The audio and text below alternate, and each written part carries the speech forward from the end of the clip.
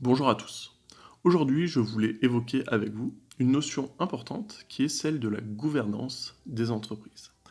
La notion de gouvernance est particulièrement importante puisqu'elle renvoie à la façon dont les individus vont mener les organisations. Ici, on va rapidement essayer de comprendre les enjeux et les difficultés qui entourent la gouvernance d'une organisation. Il s'agit d'un sujet que j'affectionne particulièrement puisqu'il fut le sujet de mon mémoire de Master 2 lorsque j'étudiais le management à l'université. J'avais pris pour thématique la gouvernance par la foule, c'est-à-dire l'influence qu'avaient les réseaux, et notamment les réseaux sociaux, sur les décisions des entreprises. On peut d'abord se poser une première question. Qui gouverne réellement une entreprise? Est-ce le PDG, les actionnaires, parfois même les salariés, ce que l'on peut retrouver dans les scopes, voire les banques qui tiennent certaines entreprises par leur crédit, ou alors une autre force que l'on ignorerait. Ici, si vous demandez à une personne dans la rue qui dirige les entreprises, ils vous diront probablement les PDG, voir s'ils ont une culture un petit peu plus étoffée du management et des entreprises, ils diront peut-être les actionnaires. Mais ici, la réalité est beaucoup plus complexe, puisque lorsque l'on parle de gouvernance, il ne faut pas forcément parler au singulier, mais plutôt au pluriel.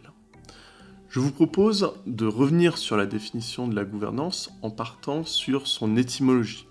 La gouvernance renvoie à un terme étymologiquement qui signifie conduire le navire. Et donc, quand l'on entend le terme de gouvernance, cela peut renvoyer aussi au terme de gouvernail que l'on retrouve sur les bateaux.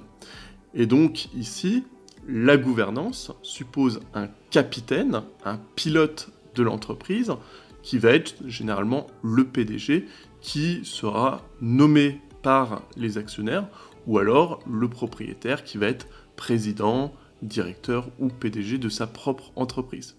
Il n'est pas étonnant que l'on parle souvent de capitaine d'industrie pour désigner les grands PDG des entreprises. La gouvernance d'entreprise semble donc désigner la relation qui existe entre les actionnaires et les dirigeants. Cela va créer une relation de pouvoir dans les entreprises entre la volonté des actionnaires et les actions qui vont être menées par les dirigeants. Pour l'auteur sociologue Max Weber, la notion de pouvoir renvoie à deux réalités. D'une part, la notion de pouvoir peut renvoyer à la capacité d'influencer les autres, et d'autre part, à la capacité de faire respecter les ordres.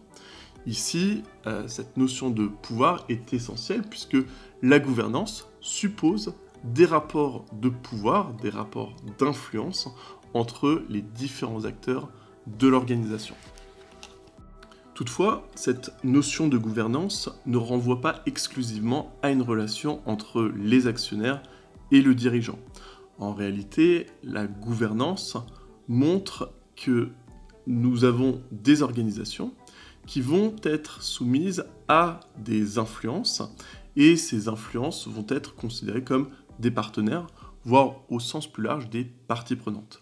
Cette notion de partie prenante est essentielle en management.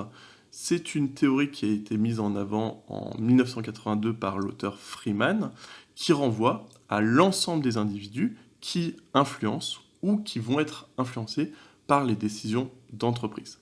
Ainsi, la gouvernance n'est pas un fait neutre. Elle correspond à des choix d'individus qui vont être soumis à des influences, à des comportements, qui vont disposer de capacités propres et d'un niveau d'information varié pour prendre des décisions qui vont aller dans le sens de l'entreprise, mais également selon des intérêts qui sont personnels. Ainsi, la gouvernance renvoie à de multiples facteurs, de multiples individus, et donc quand on parle de la gouvernance au singulier, eh bien, on va évoquer un certain nombre d'influences qui vont, elles, être très diverses. Ainsi, la gouvernance d'entreprise renvoie à des réalités diverses. Effectivement, lorsqu'une entreprise va prendre une décision, lorsqu'un PDG, un manager va prendre une décision, il va être soumis à des parties prenantes qui vont avoir des intérêts divergents. Nous allons avoir une contradiction, par exemple, entre le salarié et l'actionnaire qui veut toucher plus de dividendes et le salarié qui veut toucher un plus gros salaire, l'un évidemment empiétant sur l'autre, les clients qui veulent avoir des produits de bonne qualité et peu chers, qui rentrent en contradiction avec la bonne rémunération du salarié. Donc on voit un ensemble de parties prenantes qui va avoir, pour chaque partie prenante, un intérêt distinct. Aujourd'hui, même des parties prenantes lointaines de l'entreprise vont influencer ces décisions. Aujourd'hui, même des influenceurs sur Instagram, sur TikTok, vont avoir un poids dans les prises de décision de l'entreprise. On peut se rappeler le scandale H&M en 2018, où la marque avait publié une photographie controversée d'un jeune enfant noir portant un t-shirt qui avait fait énormément polémique, l'entreprise étant accusée de racisme. Elle avait dû, face aux millions de tweets qui avaient été publiés sur le réseau X, anciennement Twitter, ici l'entreprise avait dû réagir, présenter des excuses publiques et retirer bien évidemment son produit de sa gamme. Et donc ici on voit un exemple criant d'influence des parties prenantes avec le développement des réseaux sociaux, des réseaux en ligne. Et donc finalement la gouvernance, c'est un petit peu comme une partie de risque. Ici les dirigeants vont continuellement devoir jongler avec des pressions diverses venant de toutes parts et influencées par des acteurs qui vont être parfois des collaborateurs, parfois dans une situation de coopération et d'autres fois dans une situation de concurrence. Ici, on se rend bien compte que cette notion de gouvernance, pour renvoyer à l'idée de gouvernail, le dirigeant va devoir faire face à des vents contraires qui sont autant d'influences des parties prenantes qui vont avoir une légitimité plus ou moins forte à agir. Alors, finalement, pour répondre à la question qui contrôle vraiment l'entreprise, la réponse peut être le dirigeant, mais pas seulement. Ici, on va avoir un ensemble d'acteurs qui vont influencer notre dirigeant, vont influencer également nos actionnaires, et donc tout le monde va avoir une part à jouer dans cette gouvernance d'entreprise. La gouvernance n'est pas quelque chose de monolithe, ce n'est pas une décision qui est prise à un instant T, mais ce sont des centaines et des milliers de décisions prises chaque jour qui vont avoir une importance plus ou moins importante sur la destinée, sur l'avenir de l'entreprise. Et donc, cette gouvernance ne se borne pas à un seul acteur et à un seul type d'intérêt, ça va plutôt être un ballet complexe où chaque danseur, à un moment donné, prendra la lumière.